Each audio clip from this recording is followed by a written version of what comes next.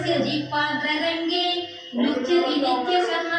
यस्वेकवारं पठति पक्षमात्रमतन्त्रितः मुह्यन्ति कामवशका दृग्याक्षस्तस्य वीक्षणात् यः पठेत् नाम साहस्रं जन्म मध्ये सकृन्नरः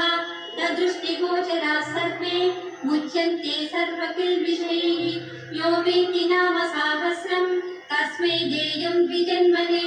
अन्नं वस्त्रं धनं धान्यं नान्येभ्यस्तु कदाचन श्रीमन्तराजं यो वेत्ति श्रीचक्रं यः समर्चति यः कीर्तयति नामानि तं सत्पात्रं विदुर्बुधाः तस्मै देयं प्रयत्नेन श्रीदेवी प्रियमिच्छता न कीर्तयति नामानि मन्त्रराजं न वेत्ति यः पशुतुल्यस्य विज्ञेयः तस्मै दत्तं निरर्थकं परीक्षाविद्या